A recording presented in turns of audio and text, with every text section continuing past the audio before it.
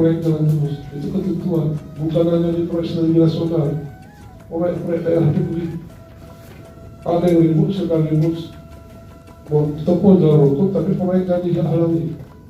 Maka saya ingin betul selesainya di tangan saya ketika saya masih bupati.